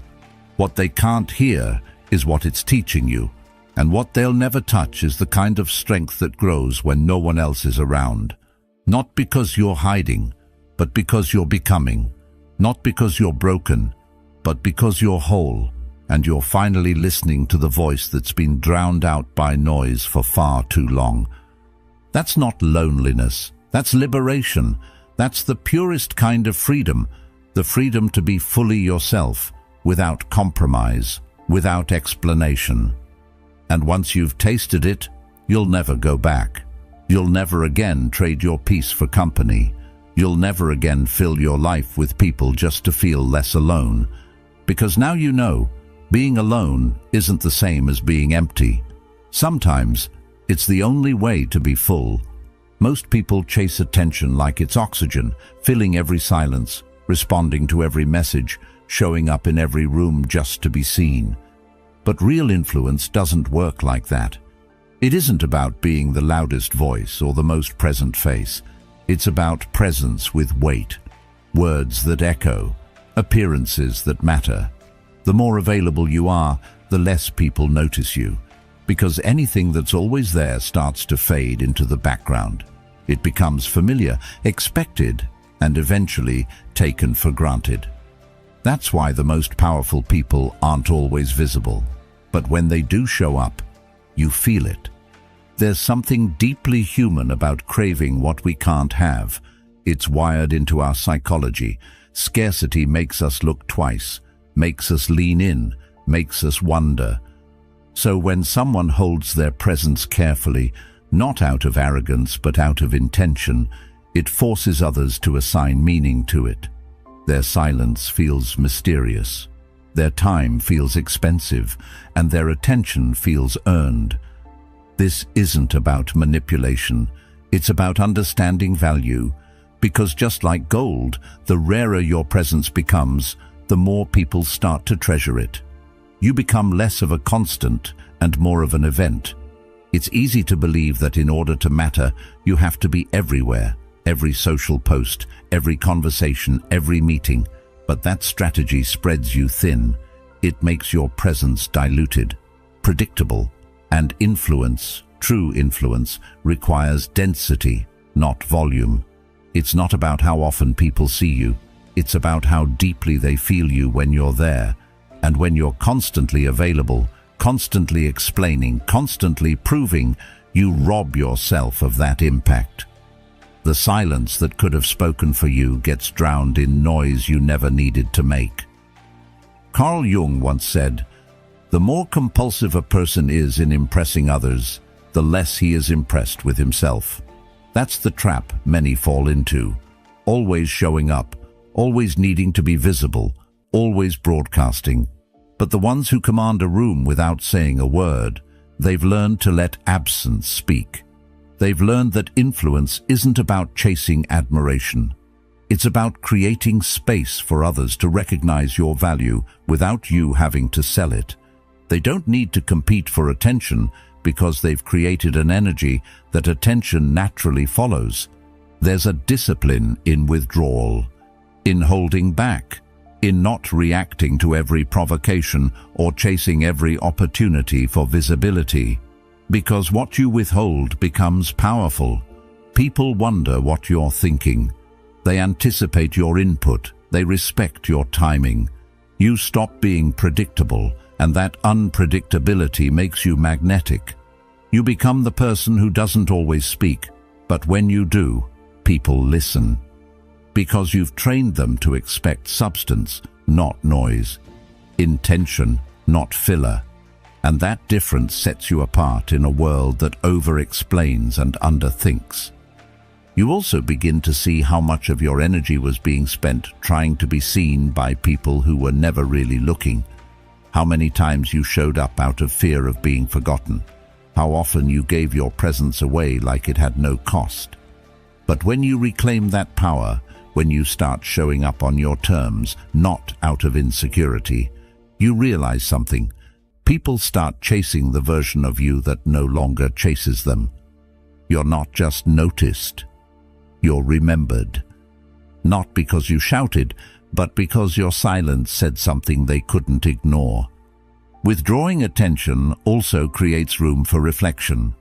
When you're not constantly performing, you can observe, you can listen, you can learn. You begin to move with precision instead of impulse. Your decisions become more deliberate, your actions more meaningful, and your words, when you finally choose to use them, cut deeper, land harder, and linger longer. That's the kind of presence that sticks, the kind people talk about even when you're not around. Because you've become more than a person in the room. You've become a standard, a benchmark, a reference point for presence with purpose. And this doesn't mean you isolate yourself. It means you refine your timing. You learn that being everywhere isn't the same as being effective. That attention is not the prize. It's the byproduct of mastery. You don't need to insert yourself into every discussion. You don't need to be the center of every plan. You just need to move with such clarity, such self-respect, that when you do choose to engage, it carries weight. And when you don't, it still carries meaning.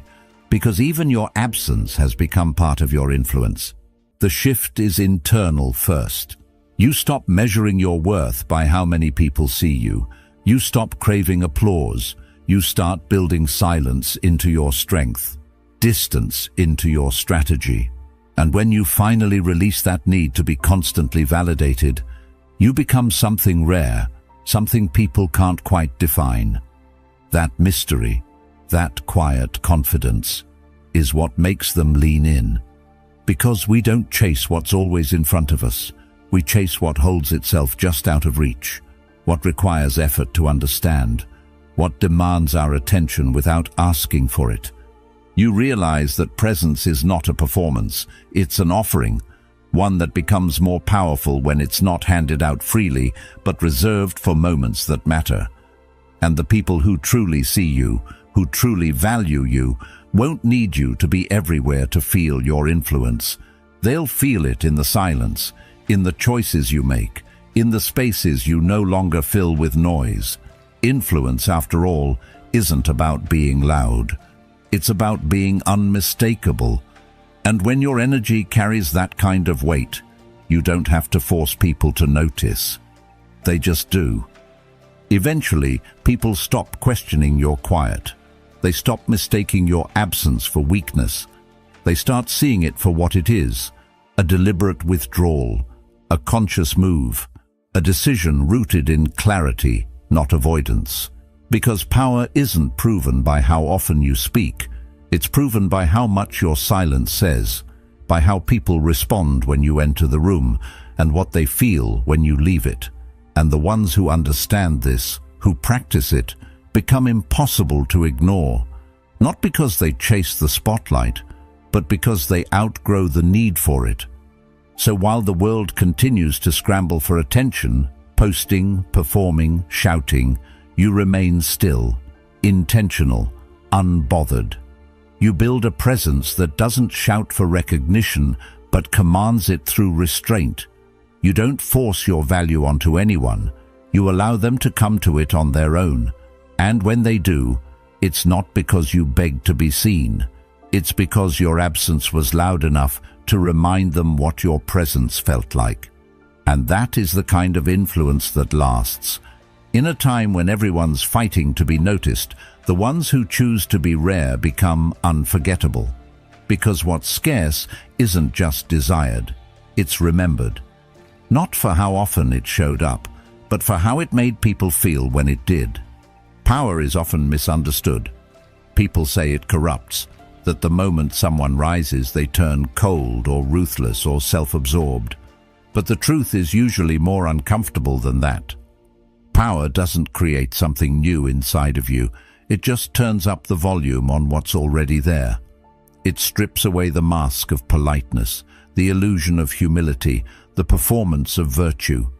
It removes the need to pretend. And suddenly, the parts of you that were once buried beneath fear or self-doubt begin to surface. Power doesn't corrupt, it reveals. That's why those who chase power without ever looking inward tend to fall apart the moment they get it. Because what they've been hiding from in the quiet, those unresolved insecurities, the lack of self-discipline, the hunger for validation, doesn't disappear with success. It grows teeth, it spreads, and it begins to spill into every decision they make. The ones who become dangerous aren't the ones who hold power. They're the ones who never learned how to hold themselves. because power, in the hands of the ungoverned, becomes a mirror turned outward, and it reflects their chaos onto the world. But those who've done the inner work know better. They understand that the climb isn't about status or applause, it's a test. The higher you go, the more eyes are on you. The more your choices echo, the more your silence speaks. That's why the truly powerful disappear into themselves before they rise. Not to isolate, but to understand. To clean the lens through which they see the world. To strengthen the hands that will eventually carry more weight. Because if the foundation isn't strong, no height is safe. Self-awareness is not a luxury at the top. It's a necessity. Without it, power becomes noise, influence becomes manipulation, and leadership becomes theater. But when you've faced your own shadows, when you've sat in your silence and asked yourself the hard questions, power doesn't intoxicate you, it humbles you, because you start to see how fragile it all really is, how easy it is to lose yourself in praise, how tempting it is to believe you're above correction, and how vital it is to keep returning to yourself for clarity. Carl Jung said, "Until you make the unconscious conscious, it will direct your life and you will call it fate." That's the hidden trap of power. Without introspection, you start believing your impulses are wisdom. You confuse fear with instinct. You justify pride as principle. And before long, the very thing you once sought to master ends up mastering you. But when you bring your unconscious patterns into the light, when you catch yourself before ego takes the wheel, you begin to steer with purpose instead of impulse.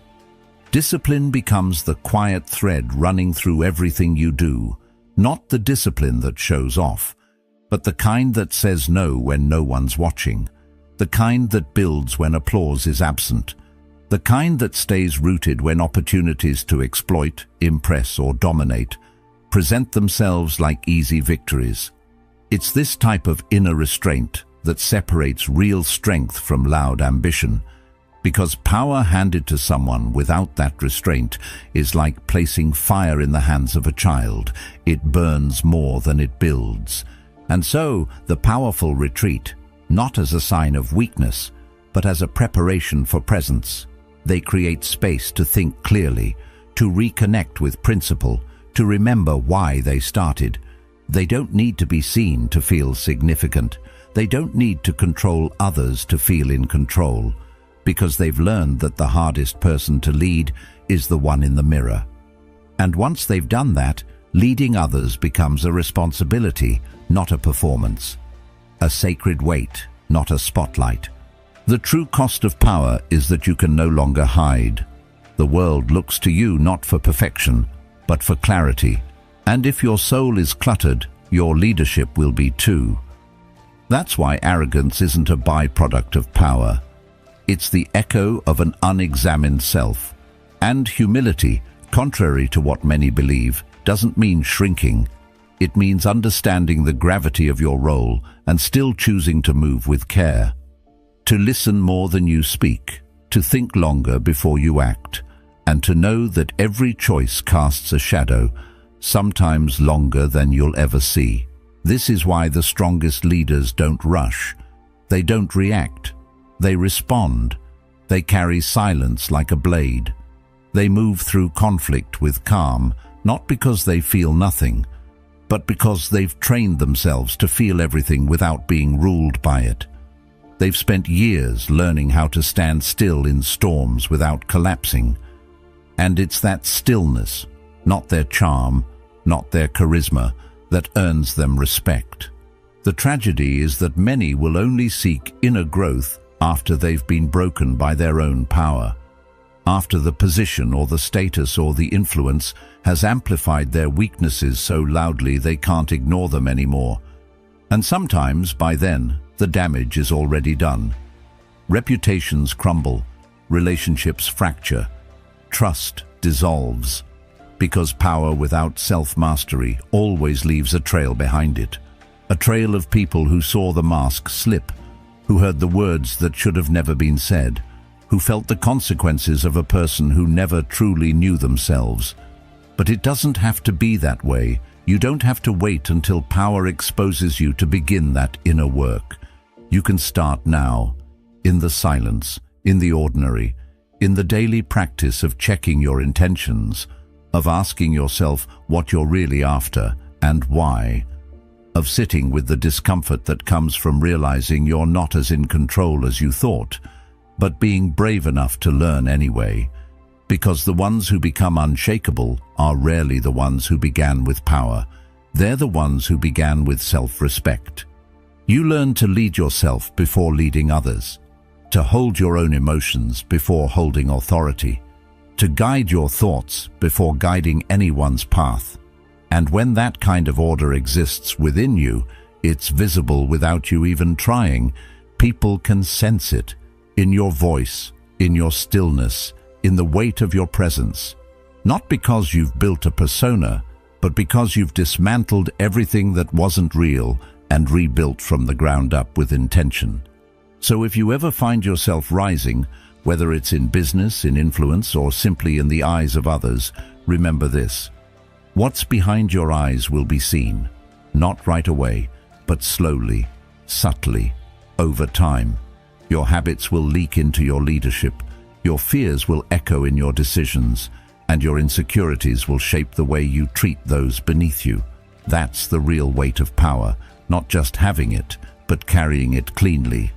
And if you've done the work, if you've stared into your darkness and didn't flinch, if you've trained your mind to stay calm when chaos knocks, then power won't corrupt you.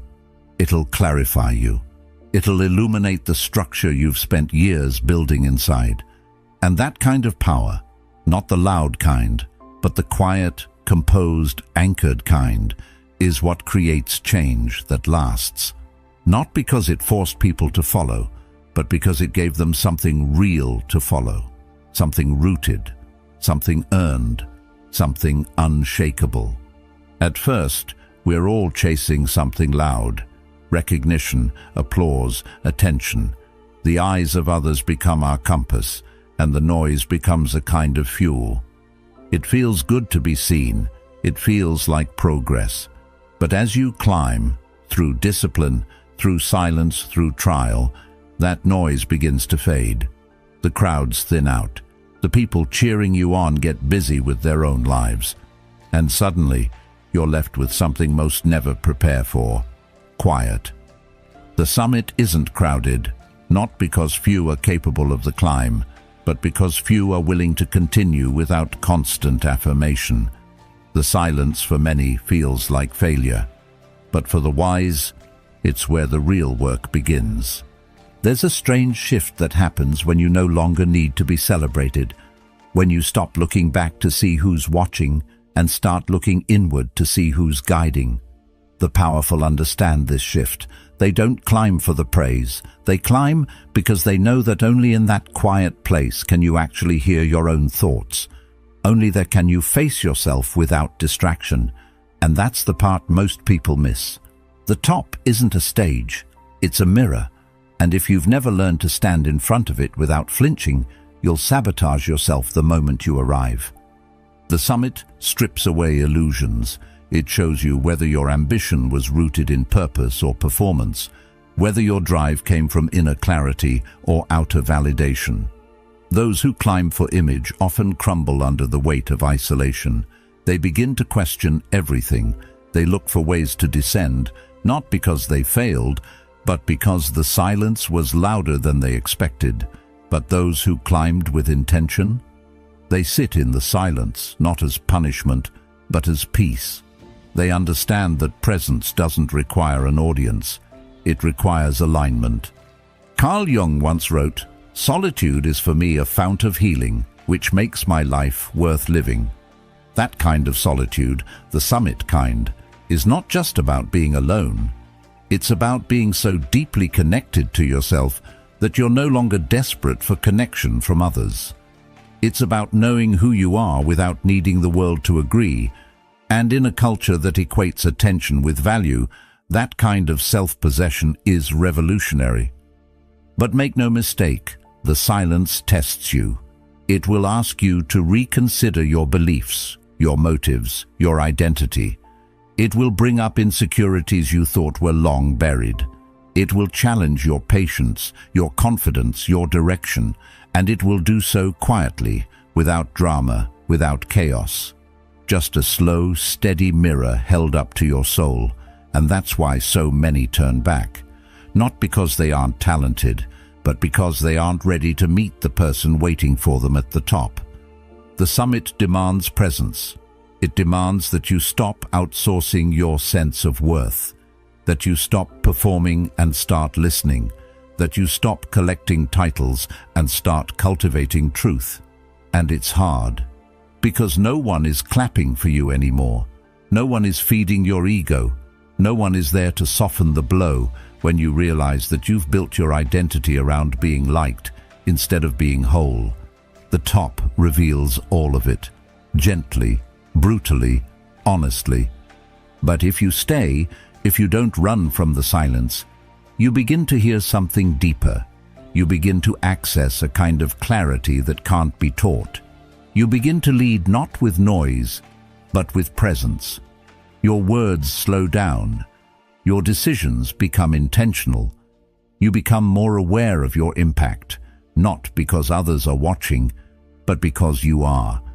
That's the kind of leadership that lasts, the kind that doesn't need to be loud to be powerful. Because at the summit, you don't shout, you whisper. And those whispers carry further than the loudest noise at the base. They carry weight because they come from stillness. Because they're not reaction, they're reflection. That's what people remember. Not the ones who spoke the most, but the ones who meant every word. Not the ones who were always visible, but the ones whose presence lingered even in absence. And maybe that's the paradox.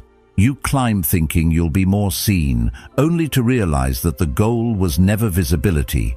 It was vision. You wanted others to understand you, but now you understand yourself.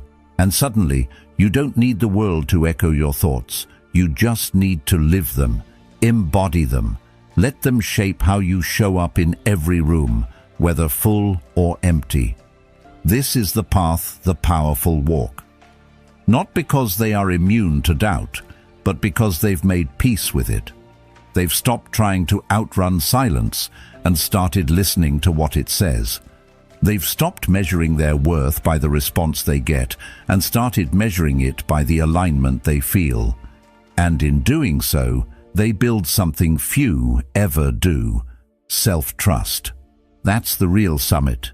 Not the title, not the status, not the spotlight, but the unshakable trust in yourself to walk with purpose even when no one is walking beside you, to hold your vision when no one else can see it, to keep building when no one is watching. Because you're no longer climbing for them, you're climbing for something deeper, something that doesn't disappear when the applause fades, something that actually begins when the applause stops. And when people see you, truly see you, they'll notice something different. You're not performing, you're not pleasing, you're just present, anchored, grounded in a sense of self that wasn't built overnight. It was earned in the quiet, in the hours when doubt crept in and you didn't run, in the mornings when no one noticed and you still showed up, in the moments when it was just you and your thoughts and you chose to stay anyway. That kind of presence doesn't need validation. It doesn't crave attention. It radiates something more powerful, certainty. Not the arrogant kind, but the quiet kind. The kind that speaks even when you're silent.